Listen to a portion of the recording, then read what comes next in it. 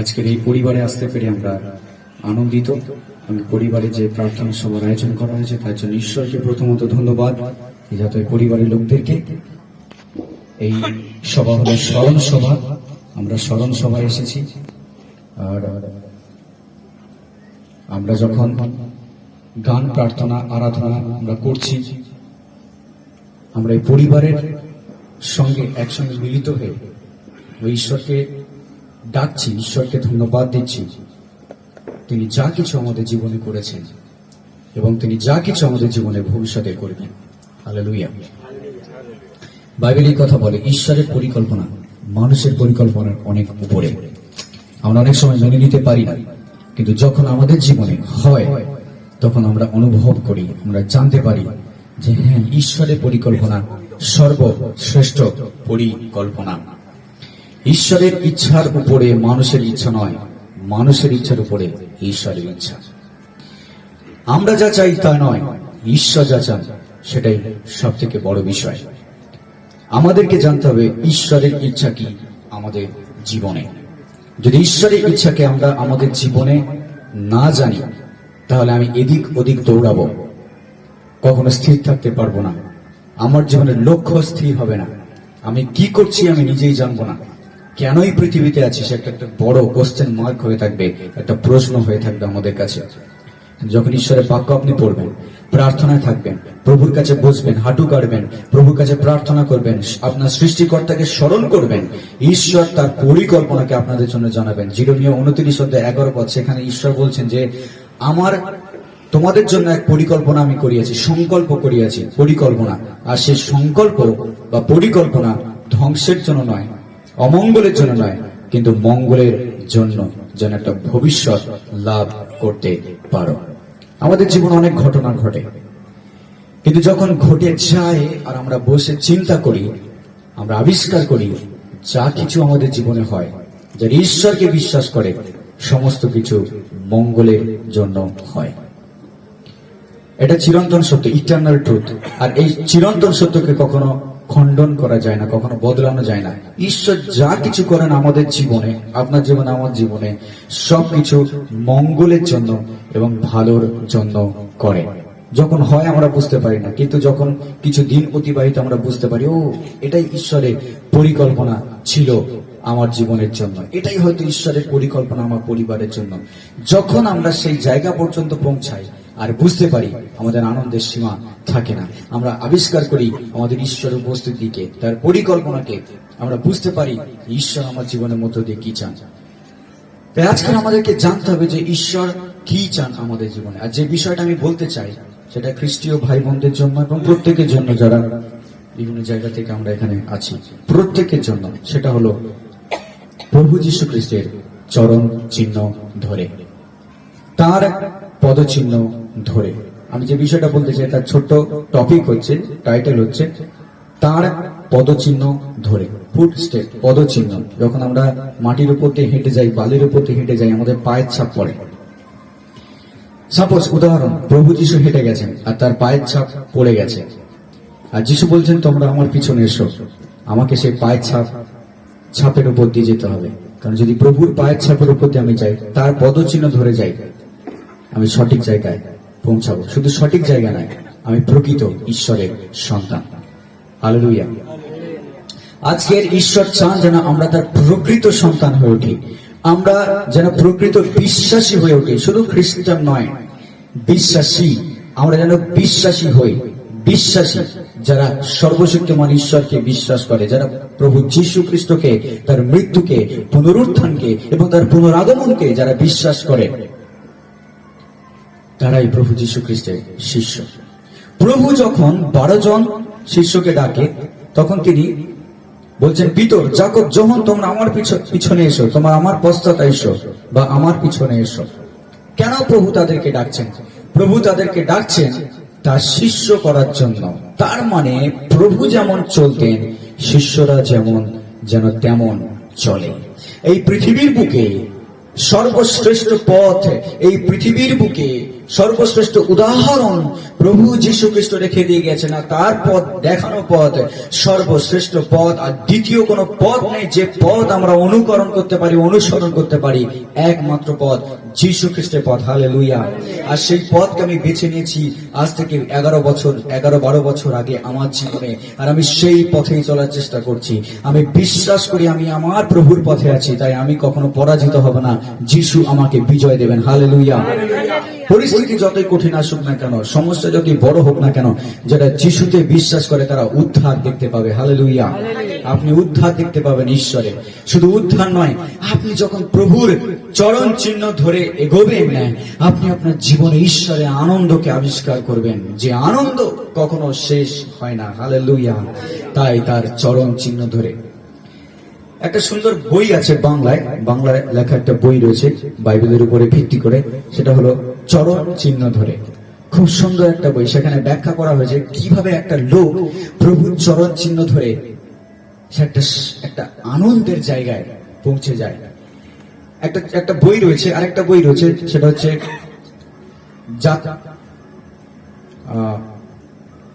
তীর্থযাত্রী যাত্রা, Pilgrim's progress. একটা বড় উপন্যাস ইংলিশে। আমি সেটাকে ছোট করে আমি অনুবাদ করার চেষ্টা করেছিলাম কয়েক পেজে, আর সেটা নাম দিয়েছিলাম তীর্থযাত্রী যাত্রা। যে ব্যক্তিটা যাত্রা শুরু করছে তার নাম হলো খ্রিস্টান। খ্রিস্টান এই জগৎ থেকে যাত্রা শুরু করছে। সে যাচ্ছে এমন একটা জায়গায় যেটা জগৎ থেকে অনেক দূরে, এমন একটা জায়গায় সে পৌঁছাতে চাইছে যেখানে রয়েছে ঈশ্বরের উপস্থিতি, যেখানে রয়েছে সুখ, শান্তি, যেখানে এই জগৎ আর জগতের কষ্ট নেই। এমন একটা জায়গায় খ্রিস্টান পৌঁছাতে চাইছে। আর খ্রিস্টান যখন যাত্রা শুরু করেছে, তার যাত্রা খুব ইজি ছিল না, তার যাত্রা ছিল অনেক কঠিন যাত্রা। আর সেই যাত্রায় অনেক কষ্ট ছিল, সেই যাত্রায় অনেক দুঃখ ছিল, অনেক চোখের জল ছিল। আর খ্রিস্টান যাত্রা শুরু করেছে, কিন্তু সে যখন যাত্রা শুরু করেছে, সে একা যাত্রা শুরু করেনি। তার পিঠে একটা বড় বোঝা ছিল। সে সেই বোঝাটাকে নিয়ে যাত্রা শুরু করেছে, কিন্তু সেই বোঝাটাকে সে নামিয়ে দিতে পারছে না। কারণ যতক্ষণ এই জগতে সে থাকবে, সেই বোঝাটাকে সে নামিয়ে দিতে পারবে না। যতক্ষণ না পর্যন্ত একটা ক্লাইম্যাক্স, একটা পর্যায়ে পৌঁছাবে, সেই বোঝাকে সে নামাতে পারবে না। কারণ তার পিঠে যে বোঝা রয়েছে, সেই বোঝা আর কিছু নয়, পাপের বোঝা। আর সে যাত্রা করছে, যাচ্ছে। যখন সে যাত্রা করেছে, একটা গভীর বনের মধ্য দিয়ে সে যাচ্ছে, আর সেখানে চারিদিকে হুঙ্কার, ভয় তাকে গ্রাস করছে। খ্রিস্টান ভয় পেয়ে গেছে, কি করে সে সেই গভীর জঙ্গলের মধ্য দিয়ে যাত্রা করে যাবে। খ্রিস্টান অনেক ভয় পেয়ে গেছে, সে বুঝতে পারছে না কি করবে। কিন্তু তার মধ্য দিয়েও সে এগিয়ে চলেছে। খ্রিস্টান এগিয়ে চলেছে। সেই বন জঙ্গল সে যখন পেরোলো, একটা নদী পড়লো। সে যখন সেই নদী দেখতে পেলো, সে ভাবলো আমি কি করে এই নদীতে নামবো। কোনো মতে সেই নদীতে নামা সম্ভব নয়, কারণ সেই নদী স্রোত এত জোরে বয়ে চলেছে যে সে যদি নামে তাহলে পা পিছলে সে জলে তলিয়ে যাবে। আবার সেই নদীতে সে দেখলো, লক্ষ্য করে, সেই নদী শুধু জল নেই, সেই নদীতে কুমির রয়েছে অনেক বড় বড়। কিন্তু সেই নদী তাকে পেরোতে হবে। যদি সেই নদী সে না পেরোয়, তাহলে সেই জায়গায় পৌঁছতে পারবে না যে জায়গায় তাকে পৌঁছানোর দরকার। সে যে জায়গার জন্য সে যাত্রা শুরু করেছে, পৌঁছাতে পারবে না। কিন্তু খ্রিস্টান সাহস নিয়ে সেই নদীতে নামলো পিঠের বোঝা নিয়ে। চারিদিকে কুমির, কিন্তু সেই জলের মধ্য দিয়ে অতি কষ্টে পার হয়ে গেল। কে যেন তার হাত ধরে টেনে তুলে নিল সেখান থেকে, আর নদী থেকে সে উঠে গিয়ে আবার যাত্রা করেছে। এবার পড়ছে পাহাড় পর্বত। সেই দুর্গম পর্বতের মধ্য দিয়ে সে এঁকে বেঁকে অনেক পথ চলেছে। খ্রিস্টান অনেক দুর্বল হয়ে পড়েছে, খ্রিস্টান অনেক নিস্তেজ হয়ে পড়েছে, তার মধ্যে আর শক্তি নেই। কিন্তু কে যেন আওয়াজ তুলেছে, খ্রিস্টান দৌড়া, খ্রিস্টান যাও, খ্রিস্টান তোমাকে যেতে হবে, তুমি যদি না যাও তাহলে তুমি ব্যর্থ হয়ে যাবে, তোমাকে দৌড়াতে হবে। কে যেন পেছন থেকে বলছে। খ্রিস্টান দৌড়াচ্ছে। যখন সে আরেকটা সরু রাস্তায় প্রবেশ করলো, সেখানে দুদিকে সিংহ বাঁধা রয়েছে, শিকল দিয়ে সিংহ বাঁধা রয়েছে। সিংহ এমন ভাবে দুদিকে রাস্তা রয়েছে যে মাঝখান থেকে অল্প রাস্তায়, সরু রাস্তা, তার মধ্য দিয়ে তাকে পেরিয়ে যেতে হবে। আর সিংহ দুটো গর্জন করছে তাকে আক্রমণ করার জন্য। আর খ্রিস্টানকে বলছে, যাও খ্রিস্টান যাও, তোমাকে যেতে হবে। আর খ্রিস্টান তার মাঝখান থেকে পেরিয়ে গেল অতি কষ্টে। তারপরে হামাগুড়ি দিয়ে সে উঠতে একটা পর্বতে উঠে গেছে। যখন সে পর্বতে উঠলো, যখন সে একটু দীর্ঘ শ্বাস ছাড়লো, মাথা তুলে তাকালো আর দেখলো সামনে ক্রুশ। হালেলুয়া, সামনে ক্রুশ। আর যখনই সে ক্রুশকে দেখতে পেল, সঙ্গে সঙ্গে তার পিঠ থেকে বোঝাটা খুলে পড়ে গেল। খ্রিস্টান হালকা হয়ে গেল। সে অনুভব করছে যেন জগৎ থেকে, তার জীবন থেকে যেন একটা বড় বোঝা, শুধু তার শরীর থেকে নয়, তার জীবন থেকে একটা বড় বোঝা কে যেন নামিয়ে নিল। ক্রুশ তার বোঝাকে হালকা করে দিল। সে যখন ক্রুশের দিকে তাকালো, সে নিজেকে দেখতে পেল ক্রুশের উপরে। সে নিজেকে দেখতে পেল ক্রুশের উপরে। ক্রুশের কাছে যখন সে এলো, ক্রুশের উপরে তার জীবন হত হলো, বলীকৃত হলো, আর সে সেখান থেকে নতুন জীবন নিয়ে উঠল। আর খ্রিস্টান স্বর্গে প্রবেশ করলো। আর যখন সে প্রবেশ করলো, সেখানে রাজ দরজা খুলে গেছে। রাজ দরবার বাইবেল বর্ণনা করে যে সেই গেট, অনেক বড় গেট, রাজার গেট খুলে গেল। আর সেই পথ, সোনার পথ, সেই পথের উপর দিয়ে সে হেঁটে হেঁটে চললো। সেখানে নতুন জেরুসালেম, ঈশ্বরের উপস্থিতি, সবকিছু যেন জীবন্ত, সবকিছু যেন জীবন্ত। কোনো কিছু মানুষের হাতে তৈরি নয়, কিন্তু এত সুন্দর যে পৃথিবীর ভাষায় বর্ণনা করা যাবে না। খ্রিস্টান স্বর্গে প্রবেশ করলো। আর সেখানে পৌল, পিতর, আব্রাহাম, ইসাহাক, যাকব, প্রত্যেকের সঙ্গে তার দেখা হলো। তারা সকলে খ্রিস্টানকে স্বাগত জানালো। এটা সত্যি ঘটনা নয়, এটা একটা চরিত্র, এটা একটা রূপক কাহিনী। কিন্তু এটা কাদের চরিত্র? এটা আমাদের চরিত্র। এটা আমরা। কারা খ্রিস্টান? আমরা খ্রিস্টান। আমাদের যাত্রা এই পৃথিবীতে শেষ হয়নি। নাম খ্রিস্টান হলেও বা পরিচয় আমাদের খ্রিস্টান হলে আমরা যে পৌঁছে গেছি তা নয়। আমাদেরকে দৌড়াতে হবে, আমাদেরকে চলতে হবে। কিন্তু চলতে হবে কিসের উপরে ভিত্তি করে? যিশু খ্রিস্টের পাদে, পদচিহ্নের উপরে ভিত্তি করে আমাদেরকে চলতে হবে। যদি এই পৃথিবীতে আমাদেরকে চলতে হয়, তাহলে আমাদের সামনে উদাহরণ রেখে দিয়ে গেছেন আমাদের মহান প্রভু যিশু খ্রিস্ট। আর তার সেই আদর্শ আমাদের আদর্শ, তার সেই জীবন আমাদের জীবন, তার ইচ্ছা আমাদের ইচ্ছা, তার লক্ষ্য আমাদের লক্ষ্য। আর সেই লক্ষ্য, সেই ইচ্ছা, সেই জীবন হলো তার পদচিহ্ন ধরে চলা। হালেলুয়া। যদি আমরা খ্রিস্টের পদচিহ্ন ধরে না চলি, আমরা খ্রিস্টান নই। যদি আমরা খ্রিস্টের পদচিহ্ন ধরে না চলি, আমরা বিশ্বাসী নই। যদি আমরা খ্রিস্টের পায়ের চিহ্ন অনুসারে না চলি, তার আদর্শে যদি আমরা না চলি, তাহলে আমরা বিশ্বাসী, ঈশ্বরের সন্তান নই। আমরা অনেক কিছু দাবি করতে পারি, আমি এই, আমি সেই, আমি ওই, কিন্তু যদি খ্রিস্টের সেই পদচিহ্ন আদর্শ আমার হৃদয়ে না থাকে, আমি অনেক কিছু মিস করছি এই পৃথিবীর বুকে। আমি আসলে ঈশ্বরের সন্তান নই। আমি ভান করছি, কিন্তু আমি ঈশ্বরের সন্তান নই। আজকের আমাদেরকে ঈশ্বরের সন্তানের যোগ্য ব্যবহার করতে হবে। প্রভুর আদর্শ যেন আমাদের হৃদয়ের মধ্যে থাকে। হালেলুয়া। আগেকার দিনে যখন কোনো বাড়িতে, অনেক বাড়িতে আগেকার দিনে, এখন সেই ট্র্যাডিশনটা নেই আর, কিন্তু আগে একটা প্রথা ছিল, পরম্পরা ছিল যে কেউ মারা গেলে তাদের পায়ের ছাপ নিয়ে রেখে দেওয়া হতো ঘরে। আমি জানি না হিন্দু বাড়িতে বেশি এগুলো রাখা হয়। তাদের পায়ের ছাপ দিয়ে রেখে দেওয়া হয়। কালার রং পরিয়ে বা আলতা পরিয়ে পায়ের ছাপ দিয়ে সেগুলোকে অনেক সময় ফ্রেমে বাঁধিয়ে সেগুলোকে রাখা হয়, পায়ের চিহ্ন। আমি জানি না কেন, কিন্তু আমার বিশ্বাস, আমি যেটা মনে করি, যে মারা গেছে, বাবা হোক, মা হোক, ঠাকুমা হোক, ঠাকুরদা, দাদু, দিদা, যে মারা গেছে, তার জীবন কেমন ছিল, সে কেমন ছিল, তার সেই স্মৃতিকে মনে রাখবার জন্য পায়ের ছাপকে বাঁধিয়ে রাখা হতো ঘরে। কিন্তু আজকে আমাদের ঘরের দেওয়ালে কোনো পায়ের ছাপ নেই, আর আমাদের কোনো পায়ের ছাপ লাগানোর দরকার নেই, কারণ খ্রিস্টের পায়ের ছাপ আমরা দেওয়ালে রাখিনি, আমাদের হৃদয়ে রেখে দিয়েছি। হালেলুয়া। আজকের খ্রিস্টের পায়ের ছাপ যদি আমাদের হৃদয়ে না থাকে, তাহলে আমি তার পদচিহ্ন ধরে আমি এগিয়ে যাচ্ছি না। আমি খ্রিস্টের নই, আর খ্রিস্ট আমার নয়। আমরা প্রার্থনা করছিলাম, খ্রিস্ট তুমি আমার, আমি তোমার। যদি খ্রিস্টের পদচিহ্ন, খ্রিস্টের আদর্শ, খ্রিস্টের নীতি যদি আমার হৃদয়ে না থাকে, তাহলে আমি খ্রিস্টের নই, আর খ্রিস্ট আমার নয়। আমি এই জগতের, আমি শয়তানের, আমি এই জগতের মর্ত পৃথিবীর, আমি স্বর্গের নই, আমি ঈশ্বরের নই, আমি জগতের। কখনো সেটা সম্ভব নয়, এটা হতে পারে না। আমি জগতের নই। পৌল বলছে, আমাদের লক্ষ্য এই জগৎ নয়, আমরা জগৎ থেকে দৌড়াচ্ছি স্বর্গের দিকে, আমাদের ধাবন ক্ষেত্র আগের দিকে। এই জগৎ আমাদের চিরস্থায়ী বাসস্থান নয়। আজকে যেটা আমার সামনে আছে সেটা থাকবে না। আজকের পরিবেশ 5 বছর পরে পরিবর্তন হয়ে যাবে। আজকে যাদেরকে আমি চোখে দেখছি, কালকে হয়তো আমি তাদেরকে দেখবো না। আজকে যারা বয়স্ক, তারা আর বেশি দিন থাকবে না এই পৃথিবীতে, তারাও যাবে। আর আমরা যারা আজকে ইয়াং যুবক রয়েছি, আমরাও একদিন পৃথিবী ছেড়ে চলে যাব। তার মানে এটাই যে পৃথিবী আমাদের চিরস্থায়ী বাসস্থান নয়, আমাদের চিরস্থায়ী বাসস্থান হলো স্বর্গরাজ্য। হালেলুয়া। তাহলে কেন এই পৃথিবীর উপরে আমরা মন লাগাই? কেন জগৎকে নিয়ে আমরা কাড়াকাড়ি করি? কেন জগতের বিষয়কে নিয়ে আমরা কাড়াকাড়ি করি? কেন সম্মান, খ্যাতি, সম্পত্তি নিয়ে আমরা দ্বন্দ্ব করি? কেন এই পৃথিবীর বুকে এই জিনিসগুলো রয়েছে? কারণ খ্রিস্টের অনুকরণ করতে আমরা ব্যর্থ হয়েছি অনেক সময়। এটা যেন আমাদের জীবনে না হয়।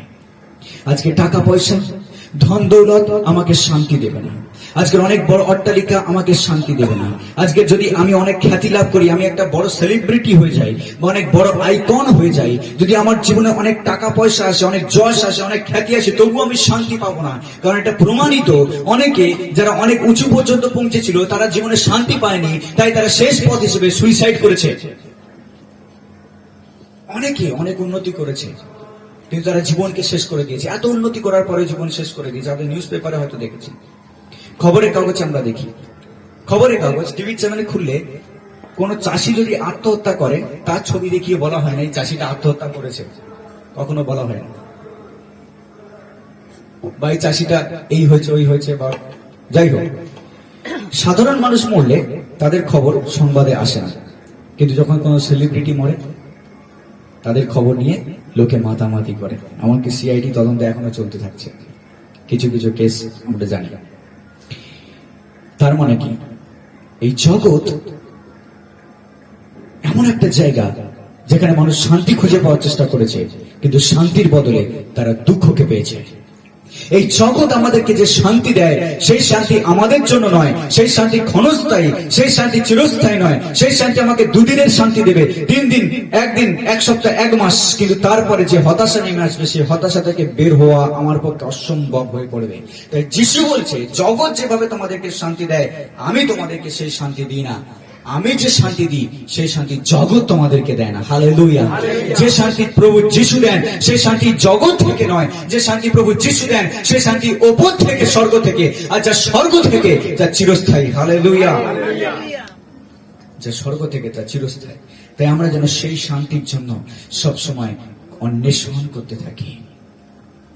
আমাদেরকে এমন ভাবে চলতে হবে যা অনন্ত জীবনের দিকে নিয়ে যায়। আজকে প্রভু যিশু আমাদের সামনে সেই আদর্শকে রেখে গেছেন, সেই আদর্শকে আমাদের সামনে রেখে গেছেন, যেন আমরা এই জগৎকে অনুকরণ না করি, কোন সেলিব্রিটিকে অনুকরণ না করি। কোন ভালো, আমার সামনে আমি মোবাইলে দেখেছি অথবা নিউজ পেপারে দেখেছি অথবা লোকের মুখে শুনেছি একজন ভালো মানুষের কথা, সে অনেক বড়, অনেক খ্যাতি অর্জন করেছে, অনেক সম্মান। যখন বাইরে বেরোয় তখন মিডিয়া তার পিছনে লেগে যায়, ও তাকে দেখে আমি অনুকরণ করার চেষ্টা করছি। আজকে একটা বড় ভুল কাজ আমি করছি জীবনে। যদি এই পৃথিবীর কাউকে আমি অনুকরণ করি, শেষ হবে অনুতাপে, তার শেষ হবে অনুতাপে। কারণ এই জগৎকে যারা অনুকরণ করার চেষ্টা করে, তারা কখনো জীবনে সাকসেসফুল হবে না, তারা ব্যর্থ হবে এই পৃথিবীর বুকে। কিন্তু যারা প্রভু যিশুকে অনুকরণ করে, তারা একটা জায়গায় পৌঁছাবে এবং জীবনে সফল হবে। হালেলুয়া। একটা অংশ আমরা পড়ব, প্রভু যীশু খ্রিস্টের পদচিহ্ন, যাতে বাইবেলের বাক্য আমাদের মনে থাকে। প্রথম পিতর 2 অধ্যায় 21 পদ। প্রথম পিতর 2 অধ্যায় 21 পদ। আর সেখানে প্রভু যীশু খ্রিস্ট দুঃখ ভোগের কথা লেখা রয়েছে। তিনি আমাদের জন্য দুঃখ ভোগ করলেন, তিনি আমাদের জন্য ক্রুশে মৃত্যুবরণ করলেন। প্রভু স্ব ইচ্ছায় এই পৃথিবীর বুকে এসেছেন। যখন তিনি দেখেছেন যে আমরা পাপের মধ্যে ডুবে যাচ্ছি আর উদ্ধার করবার কেউ নেই, মানব জাতিকে বাঁচানোর কেউ নেই, তখন ঈশ্বর পুত্র যিশু স্বয়ং এই পৃথিবীতে নেমে এলেন। তাই যোহন লিখিত সুসমাচার 3 অধ্যায় 16 পদে এই কথা বলছে, কারণ ঈশ্বর জগৎকে এমন প্রেম করলেন যে নিজের একজাত পুত্রকে দান করলেন, যেন যে কেউ তাকে বিশ্বাস করে সে কি না হয়, বিনষ্ট না হয়, কিন্তু কি পায়, অনন্ত জীবন পায়। Hallelujah, hallelujah. প্রভু যীশু খ্রিস্টতে রয়েছে অনন্ত অনন্ত অনন্ত জীবন। হালেলুয়া। আজকে সেটাই আমাদের প্রয়োজন। আসুন 2 অধ্যায় 21 পদ, কেউ যদি পেয়ে থাকে পড়ুক।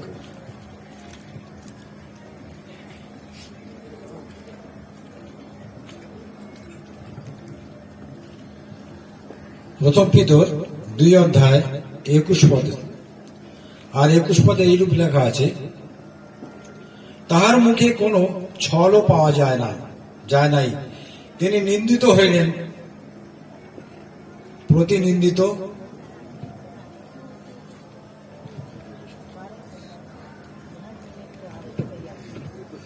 কারণ তোমরা ইহারই নিমিত্ত আহত হইয়াছ, কেননা খ্রিস্ট তোমাদের নিমিত্ত দুঃখ ভোগ করিলেন। এ বিষয়ে তোমাদের জন্য এক আদর্শ রাখিয়া গিয়াছেন, যেন তোমরা তাহাদের পদচিহ্নের অনুগমন করো। Hallelujah, hallelujah. এখানে বলছে খ্রিস্ট তোমাদের জন্য দুঃখ ভোগ করলেন, আর এই বিষয়ে তোমাদের জন্য এক কি রেখে গেলেন? আদর্শ। কি রেখে গেলেন? আদর্শ রেখে গেলেন, যেন তোমরা তার পদচিহ্নের অনুগমন করো। হালেলুয়া। আদর্শ, বলুন আদর্শ। আদর্শ, আদর্শ মানে কি বোঝেন? আমরা কি বুঝি আদর্শ বলতে? আদর্শ মানে কি? আচরণ, ভালো কিছুর নমুনা বা ভালো কিছুর উদাহরণ রেখে যাওয়া, তাকে বলে আদর্শ। যখন আদর্শবান মানুষ বলা হয়, তার মানে তার ক্যারেক্টারের দিকে চিহ্নিত করা হয়, ক্যারেক্টারকে তুলে ধরা হয়, চরিত্রকে, যে এই মানুষের চরিত্রটা ভালো চরিত্র, আদর্শপূর্ণ, আদর্শবান পুরুষ, আদর্শবান মহিলা। এই পৃথিবীর বুকে আমাদের কারো 50 বছর, কারো 60 বছর, কারো 30 বছর, কারো 20 বছর, কারো সবে কিশোর 10-12 বছর। এই পৃথিবীতে আমরা কি আদর্শ রেখে যাচ্ছি? কি আদর্শ আমরা এই পৃথিবীর বুকে রেখে যাচ্ছি? এখানে বলছে খ্রিস্ট আমাদের জন্য এক আদর্শকে রেখে গেছেন, যেন শুধু আমরা নই, সারা পৃথিবীর লোক সেই আদর্শকে অনুসরণ করতে পারে। Hallelujah, hallelujah. মনে রাখবেন, খ্রিস্টের আদর্শ এক মহান আদর্শ, আর সেই আদর্শকে বর্ণনা করবার ক্ষমতা মানুষের নেই। আমরা বর্ণনা করে থাকি, কিন্তু ভাষা নেই প্রভু যীশু খ্রিস্টের আদর্শকে বর্ণনা করবার। অনেকে খ্রিস্টান ধর্মকে নিয়ে তাচ্ছিল্য করে, সুসমাচারকে নিয়ে তাচ্ছিল্য করে। অনেক সময় আমিও ফেস করেছি এই চ্যালেঞ্জ। আমি বলেছি যে আমি সব জায়গায় প্রচার করতে ভালোবাসি, যে যেখানে আমাকে ডাকে। এক সময় ছিল যখন আমি অনেক ইয়াং ছিলাম, আমি এরকম দাঁড়িয়ে প্রচার করা থেকে আমি রাস্তায় গিয়ে প্রচার করতাম অনেক জায়গায়, উত্তর 24 পরগনা, দক্ষিণ 24 পরগনা, নদিয়া। আমি অনেক জায়গায় একটা টিমের সঙ্গে প্রচার করেছিলাম। একটা গ্রামে গিয়েছি প্রচার করতে, আর সেখানে আরএসএস ঘেরাও করেছে যে আমরা কেন যিশুর কথা প্রচার করছি। তারা বলছে, কেন যিশুর কথা প্রচার করছো? বিবেকানন্দ, স্বামী বিবেকানন্দ রয়েছে, অনেকে রয়েছে, তাদের কথা প্রচার করো, তোমরা কেন যিশুর কথা প্রচার করছো? কিন্তু আমার খুব ভালো লাগতো যিশুর কথা প্রচার করতে, আর এখনো ভালো লাগে। আর যিশুর কথা বলতে আমার ভয় নেই। সে আরএসএস থাকুক আর যেই থাকুক, মুসলিম থাকুক আর যেই থাকুক, যিশুর কথা বলতে আমার কোনো ভয় নেই। কারণ খ্রিস্টের কথা প্রচারিত হবে জগতের শেষ প্রান্ত পর্যন্ত। এমনকি যারা যিশুর নাম শোনেনি কখনো, তাদের কাছেও যিশুর কথা প্রচারিত হবে, কারণ যিশু আমাদের কাছে আদর্শ। হালেলুয়া। আজকে প্রভু যিশু আমাদের কাছে আদর্শ রেখে গেছে। অনেকে খ্রিস্টের বিরোধিতা করেছে, কিন্তু যখন তারা প্রভু যীশু খ্রিস্টের ক্রুশের কাছে আসে, যখন যিশুর জীবনীকে তারা জানে, সেখানে তাদের মাথা নত হয়ে যায়। অনেকে খ্রিস্টের বিরোধিতা করার চেষ্টা করেছিল, কিন্তু যখন তারা খ্রিস্টের এই বাণী শুনেছিল, তোমরা আপন শত্রুকেও ক্ষমা করো, সেখানে তাদের মাথা নত হয়ে গেছে।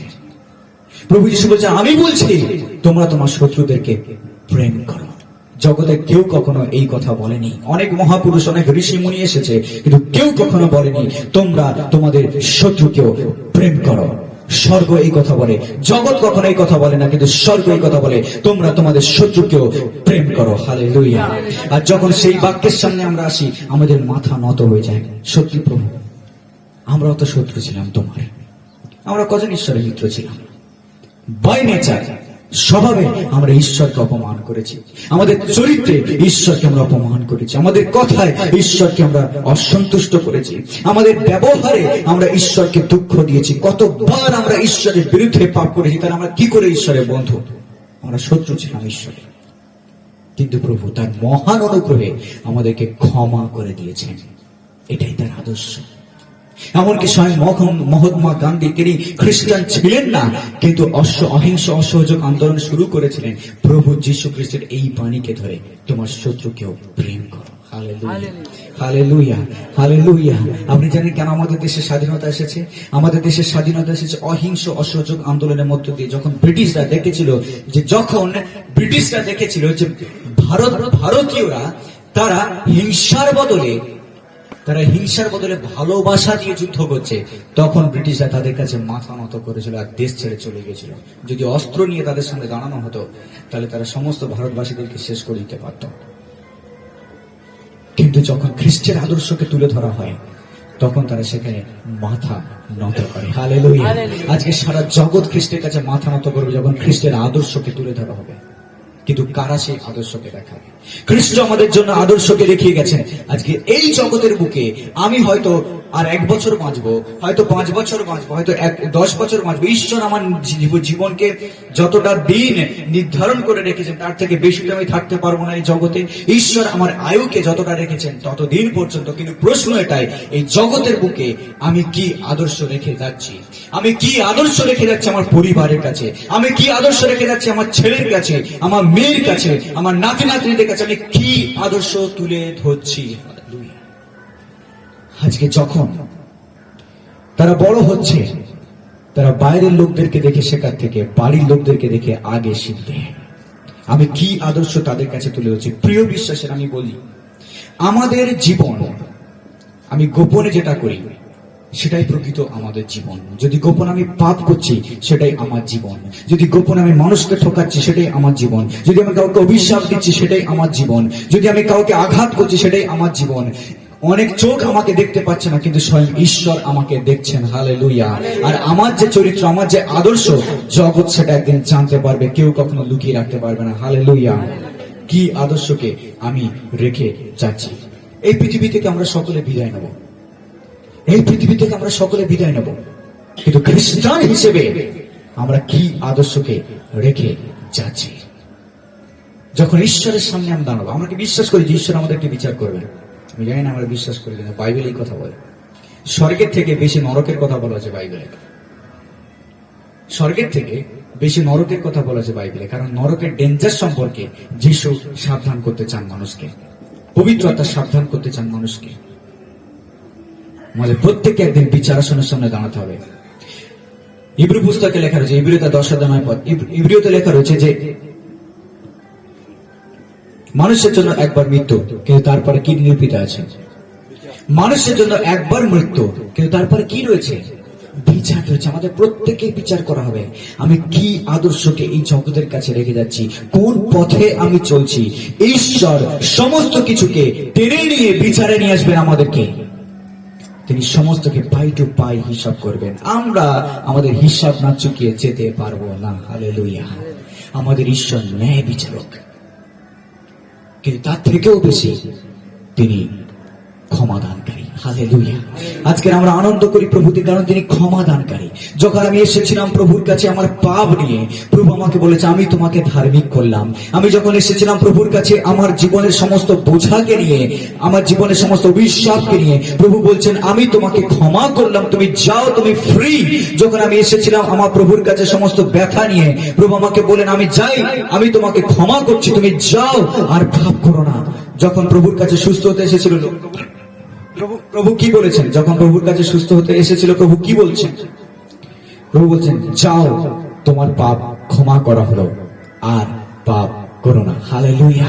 প্রভু যিশু বলছেন তোমরা আর পাপ করো না, সঠিক জীবন যাপন করো, আদর্শবান জীবন যাপন করো। আমি যে জীবন তোমার কাছে তুলে ধরেছি সেই জীবন যাপন তোমরা করো। হালেলুয়া। আজকে যেন আমরা আদর্শকে রেখে যেতে পারি, আমাদের পরবর্তী প্রজন্মকে আমরা যেন কিছু দিয়ে যেতে পারি। আমরা এই পৃথিবী ছেড়ে যখন যাব, আমরা কিছু নিয়ে যেতে পারি না। বাইবেল এই কথা বলেছে, মানুষ কিছু সঙ্গে করে নিয়ে আসেনি, কিছু সঙ্গে করে নিয়েও যেতে পারবে না। উলঙ্গ আমি এসেছি, উলঙ্গ আমি ফিরে যাব। তাহলে কিসের এত গর্ব, কিসের এত অহংকার, কিসের এত ক্রোধ, কিসের এত সমালোচনা, কিসের এত তিক্ততা, কেন আমাদের মধ্যে এত তিক্ততা, এত ক্রোধ, এত সমালোচনা? কেন? এই পৃথিবী ছেড়ে তো আমরা কিছু নিয়ে যাব না। যা কিছু আমার সবই এই পৃথিবীতে পড়ে থাকবে, একটাও জিনিস আমি নিয়ে যেতে পারবো না, এমনকি আমার দেহের পোশাকও।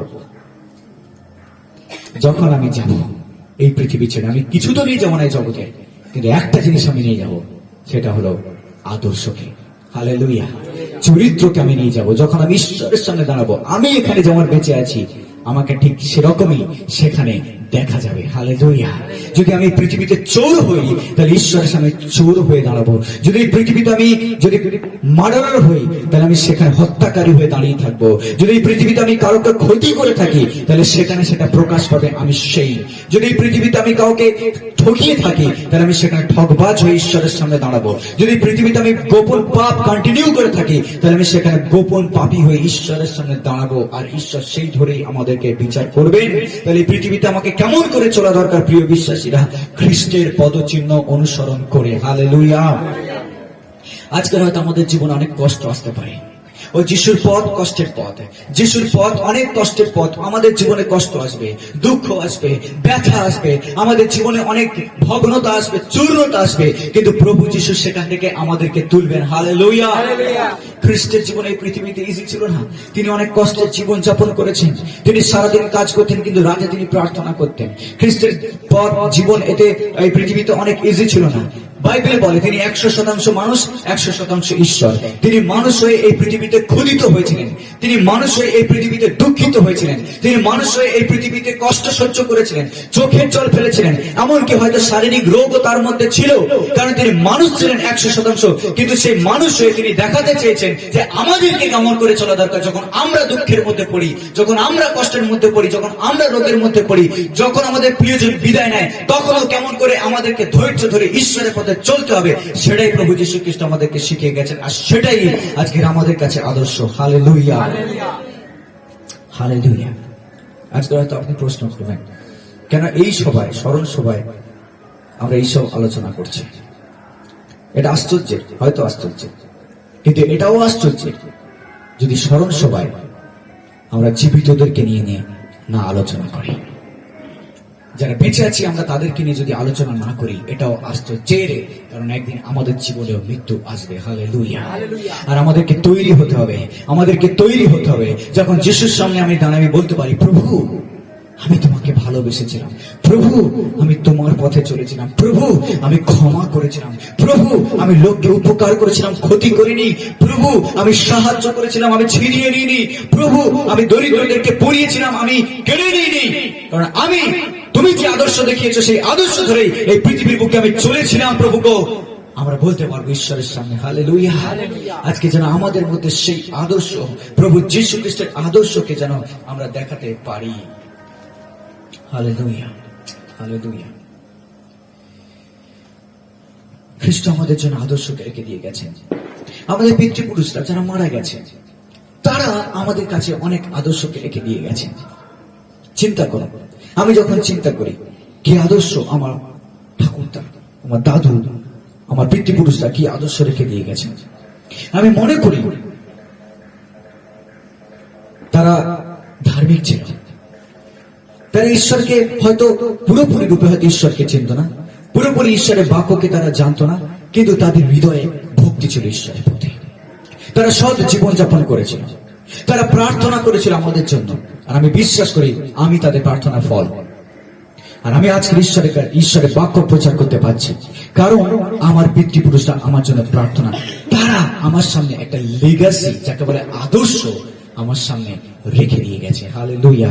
আর সেই আদর্শকে আজকে আমি অনুকরণ করছি, কিন্তু তার থেকেও বেশি বড় আদর্শ আমার সামনে সর্বদাই রয়েছে, এবং জীবন্ত আদর্শ প্রভু যীশু খ্রিস্ট। হালেলুয়া। আজকে প্রিয় বিশ্বাসী, আপনার জীবনে যেন সেই প্রভু যীশুই আদর্শ হন। আপনি যেখানে যান না কেন, যীশুকে যেন আপনি কখনো ত্যাগ না করেন, যীশুর পথকে যেন আপনি কখনো ছেড়ে না দেন। দুঃখ আসবে, কষ্ট আসবে, এমনকি প্রলোভন আসবে, কিন্তু যেন যীশুর আদর্শকে আমরা বিসর্জন না দিই। হালেলুয়া। যেদিন আমরা যীশুর আদর্শকে বিসর্জন দেব, সেদিন আমরা আর বিশ্বাসী নই, আমরা অবিশ্বাসী।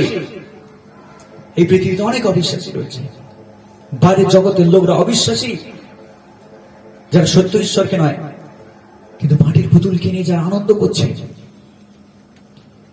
বাইরে অনেকে রয়েছে, কত টাকা তারা ব্যয় করছে, কত পয়সা তারা অপব্যয় করছে, তারা জানে না সত্য কি। বাইবেলের কথা বলে তারা সত্য জানবে, সত্য তাদেরকে স্বাধীন করবে। আমরা বলতে পারি না তারা দেখাবে আদর্শ। তারা কি করে আদর্শ দেখাবে যখন তারা ঈশ্বরের বাক্যকে জানে না? কিন্তু আমরা যারা খ্রিস্টান বলে নিজেদেরকে দাবি করি, আমরা কি আদর্শ দেখাচ্ছি জগতের কাছে? প্রিয়জনেরা, বাইবেল এই কথা বলে যে তোমার কর্ম দেখে বাইরের লোকরা যেন তোমার স্বর্গীয় পিতার গৌরব করতে পারে। হালেলুয়া। যেন তোমাকে দেখে, তোমার কর্ম দেখে বাইরের লোকরা স্বর্গীয় পিতার গৌরব করতে পারে। আজকের এই পর্যন্ত কি আপনার জীবনে এমন কোনদিন হয়েছে যিনি বাইরের লোকরা আপনার কর্ম দেখে ঈশ্বরের গৌরব করেছে? আমি জানি না, আমি জানি না। কিন্তু আজকে থেকে সেটা শুরু হওয়া প্রয়োজন, যেন আমাকে দেখে লোকে বলে সত্যি ওই লোকটা ভালো লোক, সত্যি ওর মধ্যে ভক্তি আছে, সত্যি ও লোককে সম্মান করে, সত্যি ও ভালোবাসে। আমাকে কাউকে গিয়ে শো অফ করতে হবে না যে আমি এই, আমি ওই, আমি সেই। আমাকে গিয়ে বলতে হবে না, কারণ আমাদের সম্মান আমাদেরকে কিনতে হয় না। সম্মান ঈশ্বর থেকে আসে। Hallelujah, hallelujah. সম্মান ঈশ্বর থেকে আসে। ঈশ্বর যাদেরকে সম্মান করেন, এই জগৎ তাদেরকে অসম্মান। অনেক সময় আমাকে যখন প্রচারের কারণে আমি যখন ছোট্ট ঘটনা বলি, কাশীনগরে আমি অ্যাকচুয়ালি কাশীনগরে সানডে ক্লাস নিতে যেতাম। তখন আমি খুব ইয়াং ছিলাম। একদিন এমন হয়েছে, যেদিন সেই কাশীনগরে আমি যখন বাচ্চাদেরকে নিয়ে আমি যখন সানডে ক্লাস নিচ্ছি, সব হিন্দু পরিবারে, সেই বাড়ির লোক মদ খেয়ে এসে আমার জামার কলা ধরে টেনে হিজড়ে নিয়ে বলছে, কি রে তুই এখানে এসেছিস কি আমাদেরকে খেতে দিবি? আমাদেরকে কি পড়তে দিবি? পড়াশোনা করে ছেলে মেয়েদেরকে দে কিছু। আমাকে তখন লোক বাইরে ভর্তি হয়ে গেছিল, বাইরে লোক ভর্তি হয়ে গেছিল। আমি একটু দুঃখ পেয়েছিলাম, একটু অসম্মান ফিল করেছিলাম। তারপরে মনে হলো প্রভুর নামের জন্য যারা অসম্মানিত হয়, ধন্য তারা, স্বর্গরাজ্যে তাদের জন্য পুরস্কার আছে। Hallelujah, hallelujah. আর যখন আমি ঈশ্বরের নামের জন্য যখন নিন্দিত হলাম, আমি দুঃখিত হইনি, আর সেখান থেকে আনন্দ করতে করতে ফিরে এসেছি। অনেক সময় আমরা খ্রিস্টের নামের জন্য দুঃখ অনুভব করি, খ্রিস্টের নামের জন্য আমাদের জীবন অনেক তাড়না আসে, দুঃখ আসে, কষ্ট আসে, কিন্তু সেটাই খ্রিস্টের আদর্শ আমাদের জন্য। কারণ খ্রিস্ট আমাদের নামের জন্য দুঃখ পেয়েছিলেন, কষ্ট পেয়েছিলেন, রক্তকে ঝরেছিলেন, তাড়না পেয়েছিলেন, এমনকি মৃত্যু বরণ করেছিলেন। Hallelujah, hallelujah. চিন্তা করুন প্রভু যীশু খ্রিস্টের সেই দুঃখকে, চিন্তা করুন প্রভু যীশু খ্রিস্টের সেই কষ্টকে, কত কষ্ট তিনি ক্রুশের উপরে পেয়েছিলেন। আমরা শুধু গুড ফ্রাইডে দিন খ্রিস্টের কষ্টকে স্মরণ করি, আর বাদ বাকি বছর খ্রিস্টের কষ্টকে আমরা স্মরণ করি না। সেই জন্য খ্রিস্টের পথে আমরা চলতে পারি না। যদি খ্রিস্টের কষ্টকে আমরা প্রত্যেক দিন স্মরণ করি, কতটা কষ্ট তিনি ক্রুশ তুলে নিয়েছিলেন, কতটা কষ্টে তিনি সেই ক্রুশের উপরে ঝুলেছিলেন, তাহলে প্রত্যেক দিন তা আপনাকে স্মরণ করে দেবেন কেমন করে ঈশ্বরের পথে আপনাকে চলতে হয়। হালেলুয়া। বাইবেল এই কথা বলে, তিনি আকারে প্রকারে মনুষ্যপদ, মানে মানুষের মতো হয়ে তিনি জগতের পাপকে কাঁধের উপরে তুলে নিলেন। চিন্তা করতে পারছেন, জগৎ যার দ্বারা সৃষ্টি, সেই জগতের লোক তাকে তাড়না করছে, হত্যা করছে, আর তিনি মুখ বুজে সহ্য করছেন। হালেলুয়া। এটাই আমাদের প্রভু, এটাই আমাদের প্রভু, যিনি ক্রুশকে তুলে নিয়েছেন, এই জগতের পাপকে নিজের কাঁধে তুলে নিতে এক মুহূর্তের জন্য দ্বিধা বোধ করেননি। যখন দস্যুরা মুখে আঘাত করেছে, প্রভু মুখ খোলেননি। যখন তার দাড়িকে ছিঁড়ে নিয়েছে, তিনি মুখকে বাড়িয়ে দিয়েছেন দাড়ি ছিঁড়ে নেওয়ার জন্য। যখন তার মাথায় রড দিয়ে আঘাত করেছে, তখন প্রভু সেই মাথা বাড়িয়ে দিয়েছিলেন, আর সেই মাথা থেকে রক্ত ঝরে পড়েছিল। কাঁটার মুকুটকে চেপে চেপে চেপে চেপে বসিয়ে দেওয়া হয়েছে, আর রক্ত ঝরে পড়েছে। প্রভু চিৎকার করেছেন, কিন্তু কখনো একবারের জন্য তিনি একটাও কথা বলেননি। এমনকি যখন তাকে চাবুকের আঘাত করা হয়, তিনি বলেননি কেন আমাকে মারছ, আমি কি দোষ করেছি, কেন আমাকে তাড়না করছো। তিনি একবারের জন্য বলেন, এমনকি ক্রুশে যখন তিনি ঝুলেছিলেন, তিনি বলেননি কেন আমাকে ক্রুশে ঝুলাচ্ছ, আমার যন্ত্রণা হচ্ছে, আমাকে ছেড়ে দাও, আমি যেতে চাই, আমি বাঁচতে চাই, আমাকে ছেড়ে দাও। তিনি একবারের জন্য বলেননি। অথচ তিনি কষ্ট সহ্য করতে করতে করতে করতে তিনি বলেছেন, পিতা এদেরকে ক্ষমা করো, কারণ এরা কি করছে, এরা জানে না। হালেলুয়া। এটাই আমাদের প্রভু, এটাই আমাদের প্রভু যীশু খ্রিস্ট। আপনি কি অনুভব করেন সেই প্রভুকে আপনার হৃদয়ে? আপনি কি অনুভব করেন খ্রিস্টের সেই দুঃখকে? আপনি কি অনুভব করেন খ্রিস্টের সেই কষ্টকে? শুধু গুড ফ্রাইডে খ্রিস্টের দুঃখের দিন নয়, গুড ফ্রাইডে আনন্দের দিন। কারণ খ্রিস্ট আমাদের জন্য মৃত্যুবরণ করেছেন, তাই আমরা বেঁচে গেছি। Hallelujah, hallelujah, hallelujah. যখন কাউকে বাঁচিয়ে দেওয়া হয় সে দুঃখ করে না, সে আনন্দ করে।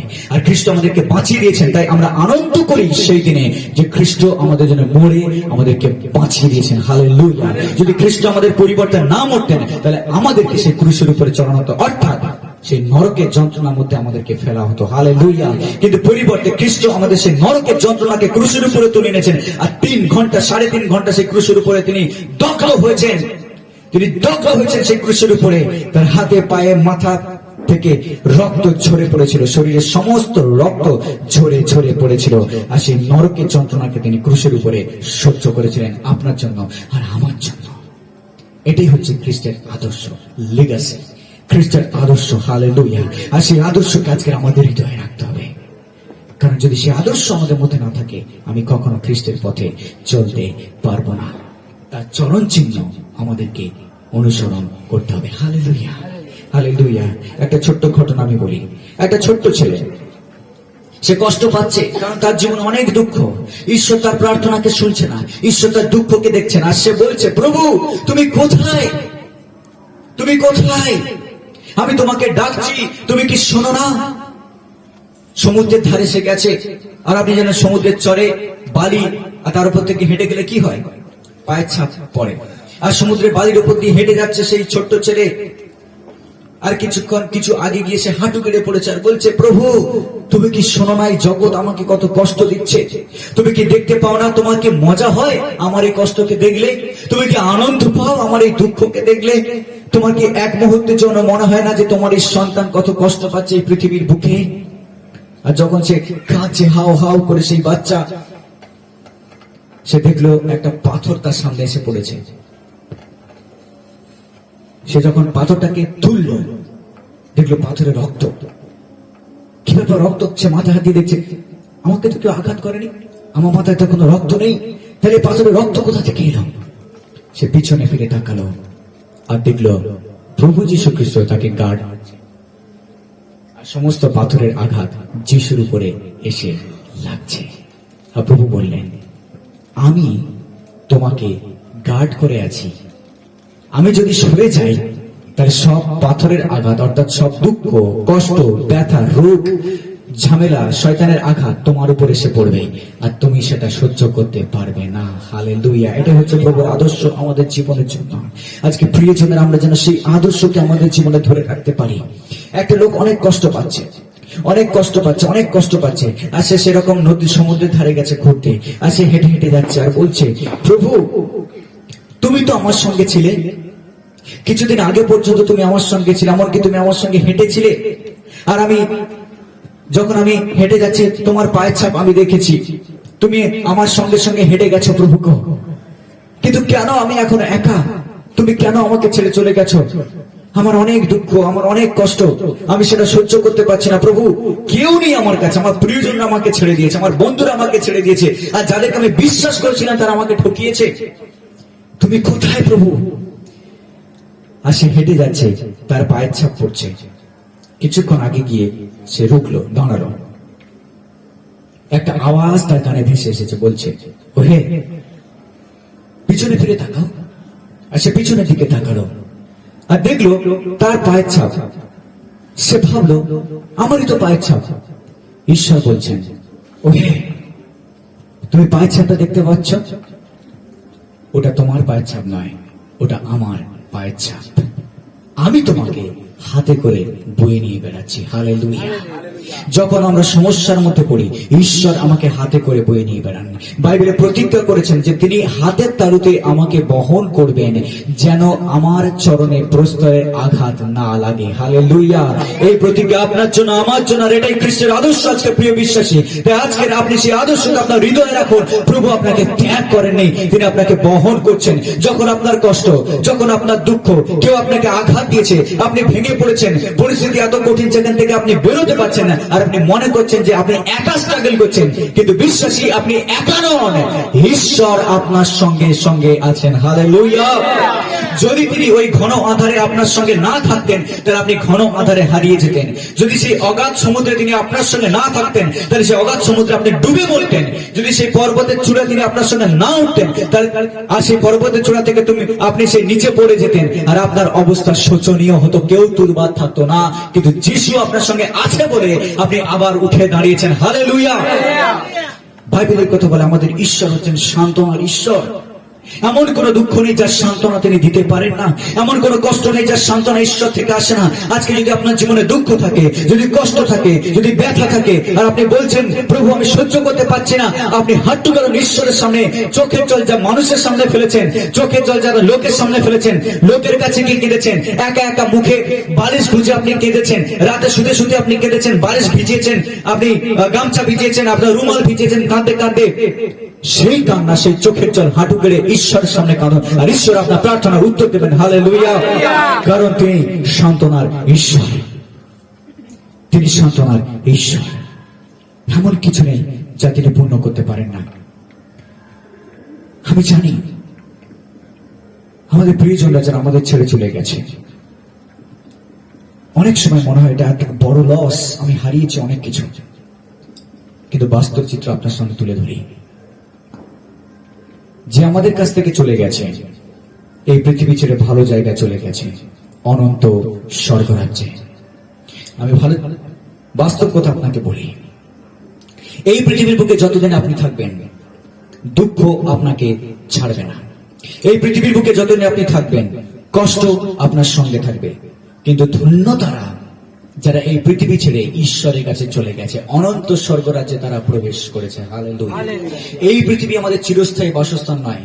পৌল এই কথা বলছে, আমি চাই আজকেরই দেহ ছেড়ে ঈশ্বরের কাছে গিয়ে থাকতে, কিন্তু ঈশ্বর তো আমাকে অ্যালাউ করবে না, কারণ আমার কাজ এখনো শেষ হয়নি। পৌল চেয়েছিল আমি পৃথিবীতে থাকতে চাই না, আমি ঈশ্বরের কাছে যেতে চাই, প্রভুর কাছে যেতে চাই, যেখানে নেই দুঃখ, কোনো কষ্ট নেই, কোনো ব্যথা নেই, কোনো অভিমান নেই, কোনো রোগ নেই, সেখানে আছে শুধু শান্তি, শুধু আনন্দ। হালেলুয়া। এই পৃথিবীর বুকে আমরা দুদিন আছি, কিন্তু আমাদের অনন্ত জায়গা সেখানে। আর যারা চলে গেছে আমাদের থেকে আগে, ধন্য তারা, তারা ঈশ্বরের অনুগ্রহ পেয়ে তবে গেছে। হালেলুয়া। এটা কোনো অ্যাক্সিডেন্ট নয়, এটা অনুগ্রহ, এটা অনুগ্রহ।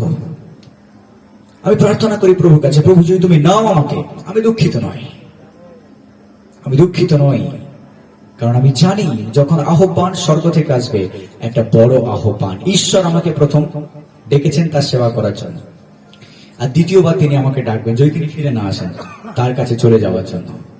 আর আমি যখন যাব, এই জগতের আর কোনো বার্ডেন, কোনো বোঝা আমার উপরে থাকবে না। আমি ফ্রি, ঈশ্বরের স্বর্গরাজ্যে অনন্তকাল আনন্দ করতে থাকবো। হালেলুয়া। হালেলুয়া। আমি বিশ্বাস করি সে স্বর্গরাজ্য অনেক কাছে। বাইবেলের কথা বলে স্বর্গরাজ্য কাছে। আপনি মনে করছেন আপনি আরো 50 বছর বাঁচবেন, 60 বছর, 100 বছর বাঁচবেন, বাঁচুন। ঈশ্বর যদি চান আমরা প্রত্যেকে আমাদের আয়ু বৃদ্ধি হোক, আমাদের আয়ু অনেক হোক, ঈশ্বর আশীর্বাদ করুক।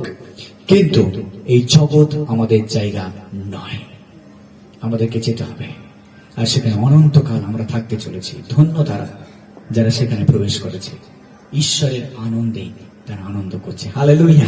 প্রভুর মুখ দর্শন করছে, আর হালেলুয়া বলছে, প্রভুর গৌরব করছে, আর হালেলুয়া বলছে। স্বর্গরাজ্যে তারা আনন্দ করছে, সেই স্বর্গের বাগানে। হালেলুয়া। কত সুন্দর সেই জায়গা, আর সেই জায়গাকে ভোলা যায় না। আর আমি সত্যি বলছি, এই জগতের মুখে আমাদের প্রিয়জনদের জন্য আমরা চিন্তা করি, আমরা বছরের পর বছর আমার প্রিয়জনদের জন্য চিন্তা করি যারা চলে গেছে, কিন্তু যারা চলে গেছে এখান থেকে, তারা একবারের জন্য পৃথিবীর কথা চিন্তা করে না। হালেলুয়া। বাইবেল এই কথা বলে, বাইবেল এই কথা বলে, তারা একবারের জন্য পৃথিবীর কথা মনেই থাকে না তাদের, কারণ স্বর্গে যারা চলে গেছে, পৃথিবী তাদের কাছে আর কিছুই নয়। হালেলুয়া। হালেলুয়া। আমি জানি প্রভু আমাদেরকে সেই আশীর্বাদ করবেন যে আমরা প্রত্যেকে সেই স্বর্গরাজ্যে প্রবেশ করব, একে অপরের মুখ আমরা দেখব, আমরা আনন্দ করব, আমরা গান করব, ঈশ্বরের প্রশংসা করব, আর সেখানে কোনো বিভেদ নেই। হালেলুয়া। হালেলুয়া। আর সেই আদর্শ প্রভু আমাদের সামনে রেখে যেতে চান। আজকে যে প্রথম আদর্শের কথা আমি ছোট করে বলবো এবারে। খ্রিস্ট আমাদের জন্য 3টে আদর্শ, 3টে বিষয় বিশেষ করে বলতে চাই রেখে গেছেন। প্রথম, প্রেমের আদর্শ।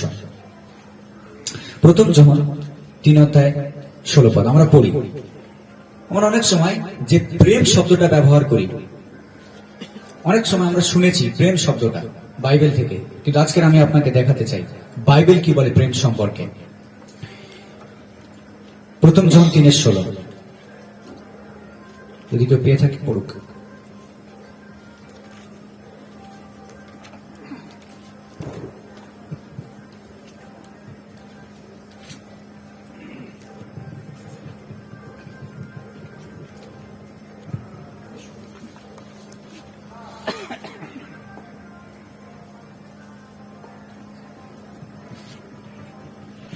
প্রথম জন 16 এই কথা বলছে, তিনি আমাদের নিমিত্ত আপন প্রাণ দিলেন, ইহাতে আমরা প্রেম জ্ঞাত হইয়াছি, এবং আমরাও ভ্রাতাদের নিমিত্ত আপন আপন প্রাণ দিতে বাধ্য।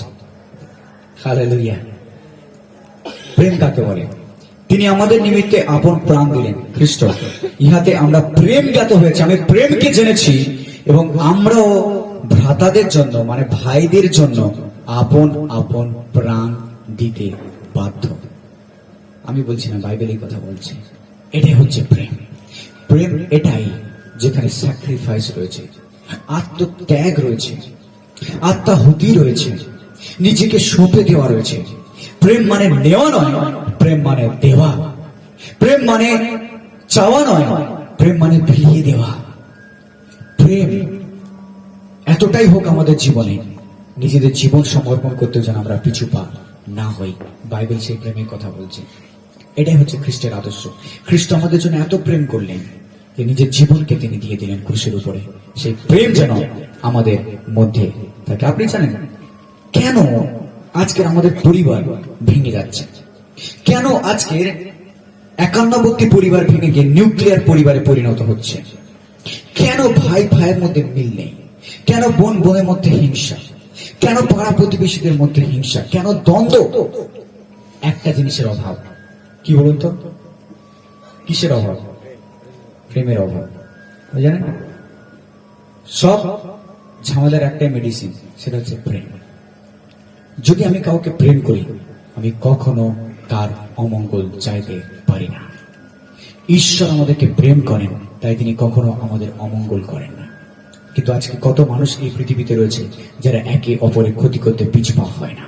আজকের এই পৃথিবীতে কত লোক রয়েছে, এমনকি আমাদের সমাজে, যারা অন্যের বিরুদ্ধে সমালোচনা করতে পিছুপা হয় না, অন্যকে নিয়ে তাচ্ছিল্য করতে, কুটির আলোচনা করতে পিছুপা হয় না। তারা একবারের জন্য তাদের বিবেকে বাঁধে না যে তারা যেটা করছে সেটা ভুল। ঈশ্বরের বিরুদ্ধে আমরা বলে থাকি আমরা খ্রিস্টান, কিন্তু আমরা যখন আলোচনা করি অন্যের বিষয়ে আমরা ভুলে যাই আমরা কারা। আমরা বলে থাকি আমরা বিশ্বাসী, আমরা মন্ডলীতে যাই, চার্চে যাই, কিন্তু আমরা ভুলে যাই যখন অন্যকে আমরা অভিশাপ দিই আমরা কারা। এটা আমাদের মধ্যে না হোক। আপনি জানেন আপনার মুখের বাক্যে শক্তি আছে। আপনি যেটা বলবেন অন্যের জীবনে হতে পারে। আপনি যেটা বলছেন, বিশ্বাসী, আপনি বিশ্বাসীর বিরুদ্ধে যদি কিছু বলেন অন্য বিশ্বাসীর বিরুদ্ধে, তুই মরে যা, তুই মরে যা, তুই মরে যা, সে কখনো মরবে না। ঠিক আছে? কিন্তু যে কথা আমরা মুখ থেকে বের করি সেই কথা ঘুরে আমাদের কাছে আসে। এটাই হচ্ছে ঈশ্বরের কাজ, ঈশ্বরের নিয়ম। যদি আমরা উপরের দিকে থুতু ছুড়ি তাহলে কি হবে? নিজের মুখে এসে পড়বে। এটা ঠিক কেমন যখন আমরা কাউকে অভিশাপ দিই।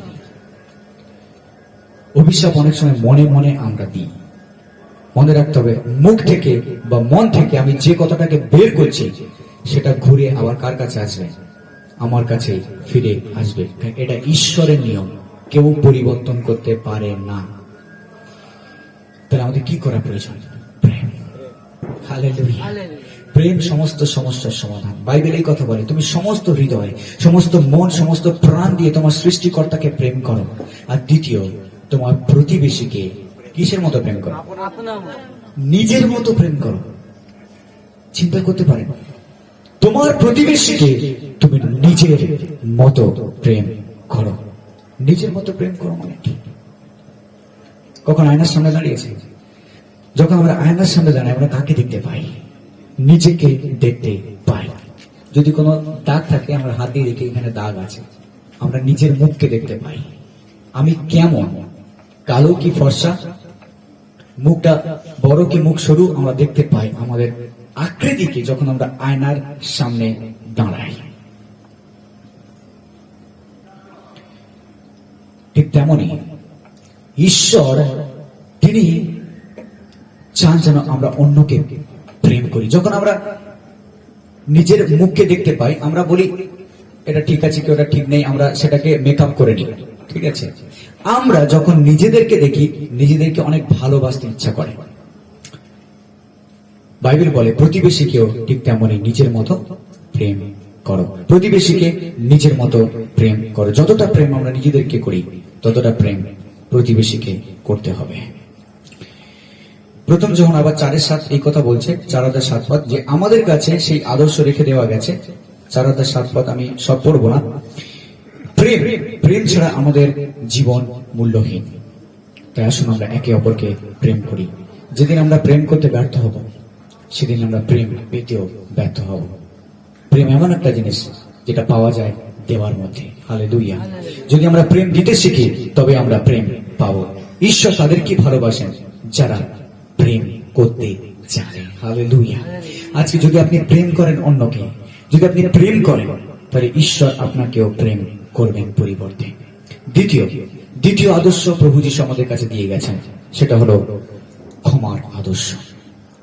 কতবার আমি ক্ষমা করি, কতবার আমি ক্ষমা করতে পেরেছি আমার ভাইকে, কতবার আমি ক্ষমা করতে পেরেছি যে আমার বিরুদ্ধে খারাপ কথা বলেছে। আমি শুনেছি আমার এই লোক, পাশের বাড়ির লোকটা আমার বিরুদ্ধে খারাপ কথা বলেছে, কিন্তু আমি কতবার পেরেছি তাকে ক্ষমা করে দিতে।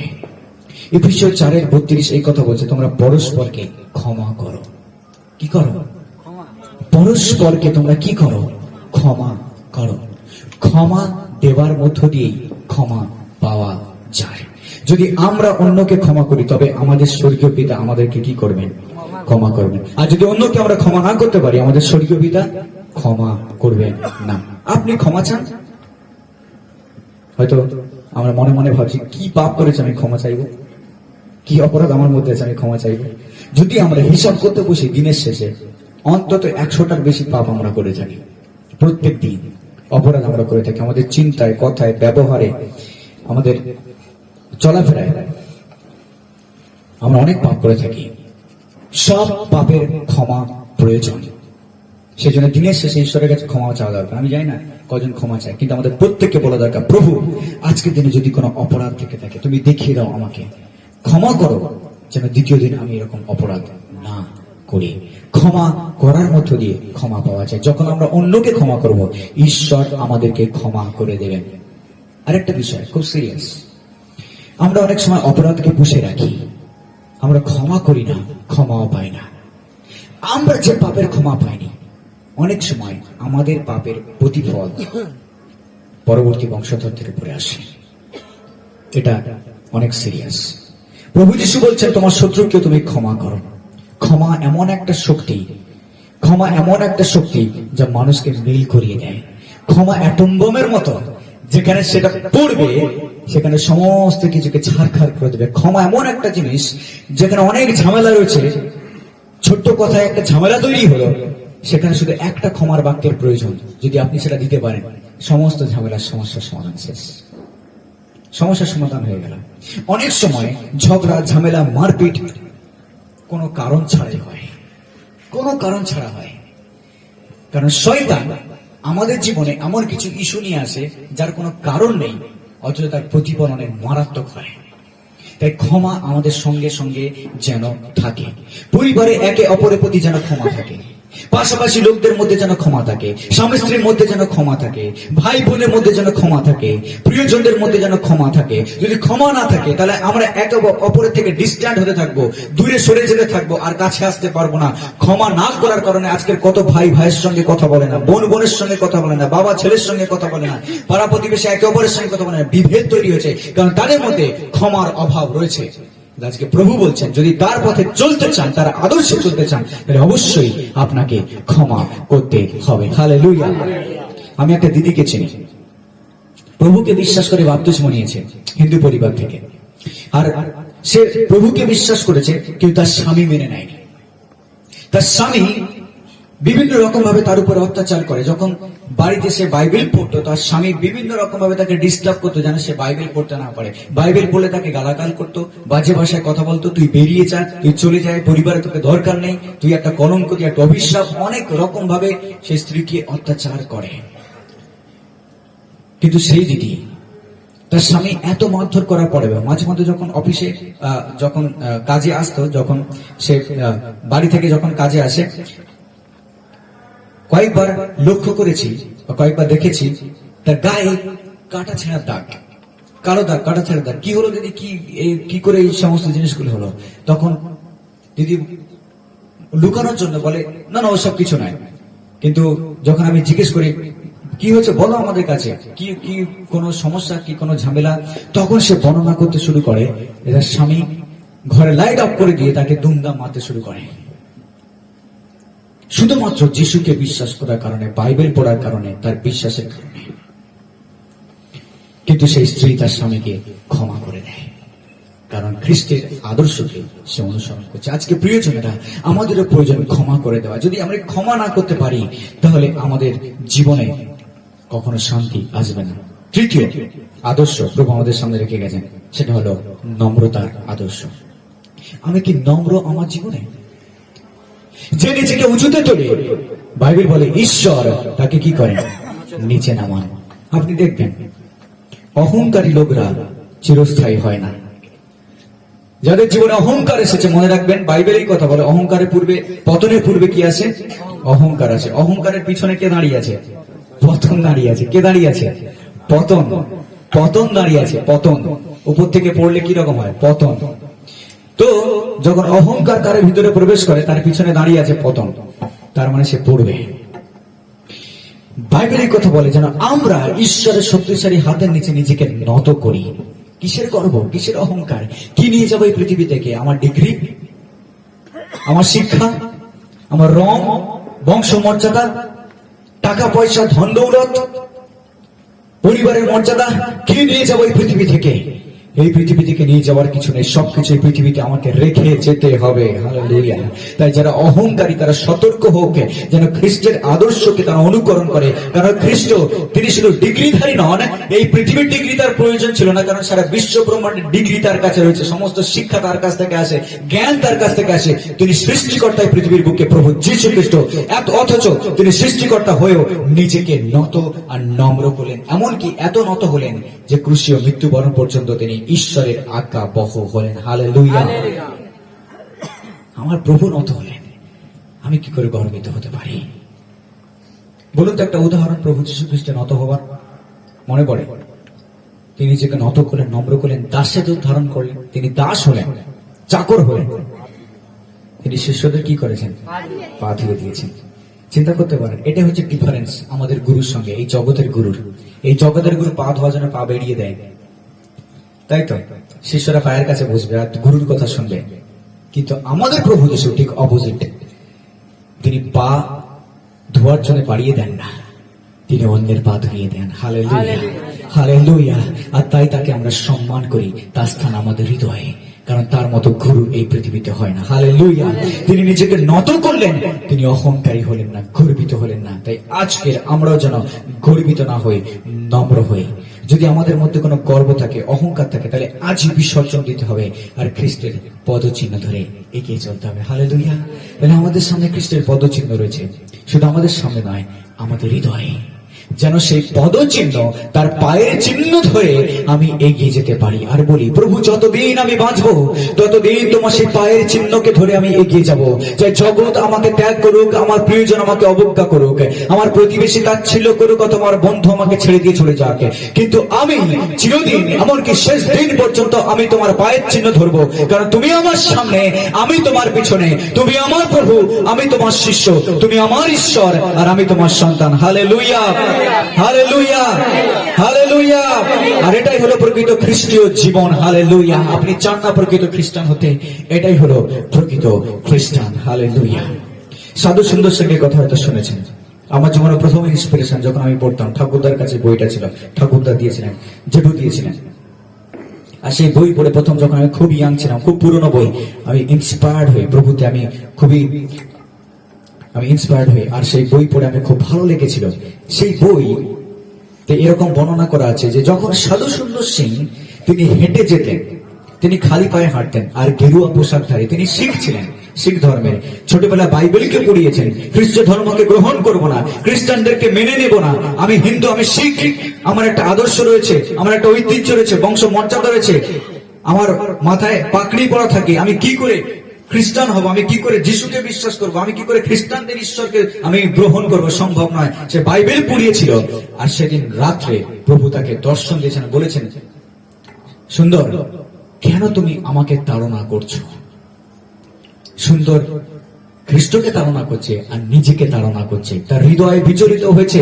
সে বলছিল, আমি যদি ঈশ্বরকে যদি আমাকে দেখা না দেয়, তাহলে আজকের রাতেই আমি যে ভোরের ট্রেন যাবে সেই ট্রেনে আমি ঝাঁপিয়ে পড়ে আত্মহত্যা করব। আর সেই রাত্রেই প্রভু যীশু খ্রিস্টের আলো তার বাড়িতে, তার ঘরের মধ্যে ভরে যায়, আর সেই আলোতে প্রভু কথা বলেন, সুন্দর, আমি যীশু, কেন আমাকে তাড়না করছো? আর সেই দিনই তার জীবনের পরিবর্তনের দিন ছিল। সুন্দর নতুন হয়ে গেছে, নতুন জন্ম পেয়েছে, কারণ যে কেউ খ্রিস্টতে থাকে সে নতুন সৃষ্টি হয়, পুরাতন সবকিছু শেষ, সে নতুন নেয়।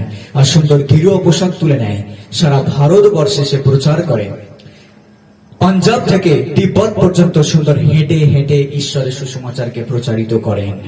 আর যেখান থেকে সুন্দর হেঁটে যেত, এরকম লেখা রয়েছে যে সুন্দর যেখান থেকে হেঁটে যেত সেখানে তার রক্ত মাখা পায়ের ছাপ পড়ে থাকত। এমনই ছিল সুন্দর, এমনই ছিল সুন্দর। আজকে আমরা যখন এই পৃথিবী থেকে হেঁটে যাব, অর্থাৎ আমাদের জীবনে যে খ্রিস্ট জীবন আমরা যাপন করে যাব, যেন আমাদের পিছনে যারা আছে তারা সেই পায়ের ছাপকে অনুসরণ করতে পারে। আমার পরে আমার ছেলে, আমার মেয়ে, আমার সন্তান, আমার নাতি নাতনিরা, তাদের পরবর্তী প্রজন্ম যেন সেই পায়ের ছাপকে অনুসরণ করতে পারে, বলতে পারে, আমার ঠাকুরদা, আমার পিতৃপুরুষ প্রভু যিশুকে ভালোবেসেছিল, শুধু ভালোবাসেনি, প্রকৃত খ্রিস্ট জীবন যাপন করেছিল। হালেলুয়া! যেন আজকে আমরা তাদের কাছে আদর্শ হয়ে যেতে পারি, যারা আমাদের পরবর্তী প্রজন্ম। আমাদের নাম এই পৃথিবী থেকে যাবে, যখন আমরা মারা যাবো আমাদের অস্তিত্ব শেষ হবে এই পৃথিবী থেকে, কিন্তু আমাদের নাম যেন স্থায়ী থেকে যায় একটাই কারণে, যে আমরা প্রভু যীশু খ্রিস্টকে ভালোবাসি আর তার আদর্শে চলি। হালেলুয়া! আজকের আসুন প্রভুর চরণে নিজেদেরকে সমর্পণ করি, আর একটা গান আমরা করবো।